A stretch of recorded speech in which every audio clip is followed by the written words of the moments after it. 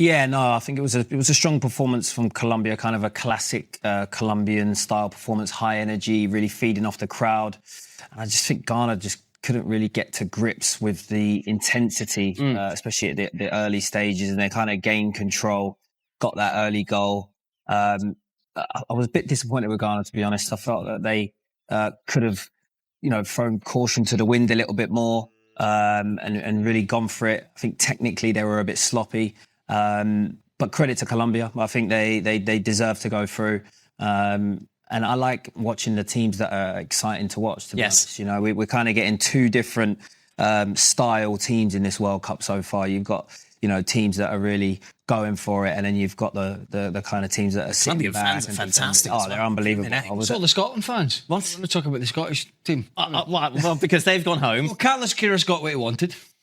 What did he want? Well, he said third place. He said, all these third place teams shouldn't be here, right? And they're not. And that's it. And now he's done. And Colombia, if anybody watched the Colombia-Portugal game, which was a 0-0, but it was super exciting. Colombia have got something about them. Definitely. They haven't got the best squad in the tournament. They probably don't have the most talented players as a whole in the tournament, but they've got a good team spirit. They've got a big support behind them. Yep. A lot of Colombians, and they've got a little bit of momentum. They're going to be a tough nut to crack, and they deserve to go through in this game. But again, it was no surprise. They were the big favourites coming in. Yeah, nothing much to say on top of that. I was expecting more from Ghana. I mean, I know that it's a great nation of football, and they have good talents, but they don't find the composure that we were expecting them to have, and it's sad for the population.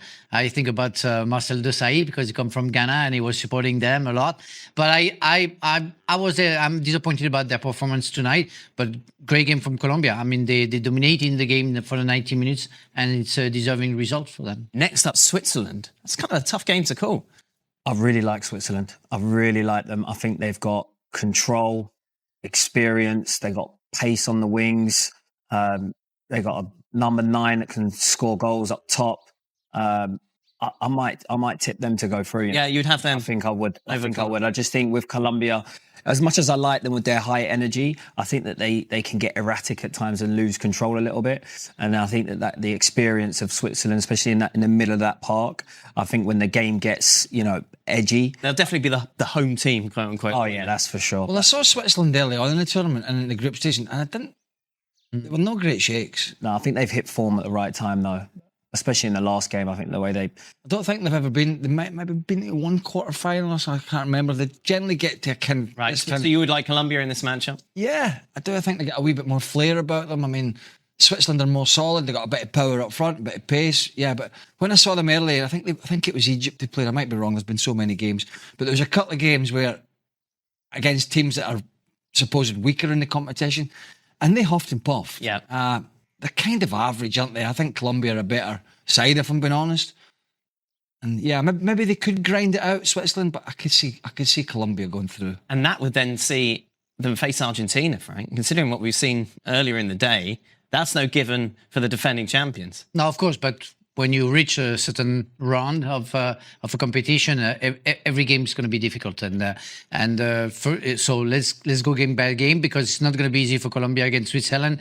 And I have doubts about the favorite of that game, because it's going to be very even for me. And if the Granit Xhaka that I know is capable of bringing that leadership that we expect from him, the Swiss can do the difference. But with the atmosphere, the fans, the talent that you have in Colombia, it's possible for them to also win. So to give a favorite, I don't have, but it's true that the one who's going to get qualified, will have to maybe play against Argentina. That's going to be tough for the world champion. One more game to discuss from today, and let's reflect on it, shall we? Egypt taking on Australia. Not a lot of quality really on show from either side.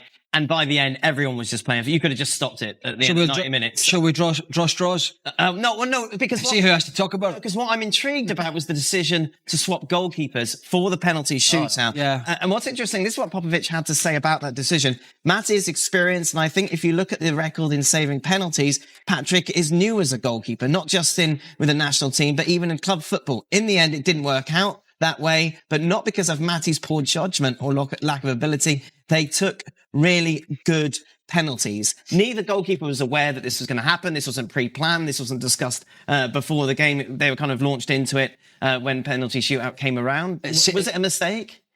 Well, listen, when it's unsuccessful, it's a mistake.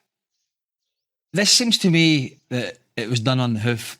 And it was a goalkeeper who had a good game. A young goalkeeper, 22 years old, and he was brilliant. Yeah. Now, this has been done before, both at international football and at club level. The issue I have here, generally what you want to do is if you have a goalkeeper who is A, excellent at penalties, and B, is physically imposing standing in the goal. Yeah. It's almost it's like mental torture to the penalty taker when you've got you bring a goalkeeper in who's 6'4" or 6'5" with a huge wingspan, because all of a sudden you're looking as a player going, oh my God. Matty Ryan comes in. Yeah.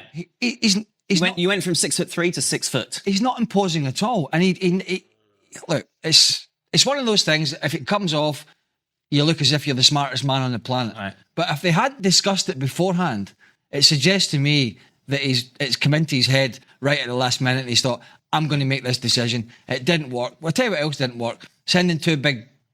two defenders took the penalties. Two defenders took the penalty. Then a youngster... Don't start with that. I was a defender. I was able to kick penalties. So it doesn't... Not because you're a defender, you're not good at penalties. No, but you're wrong, Frank, because you were a defender that could pass the ball for fun.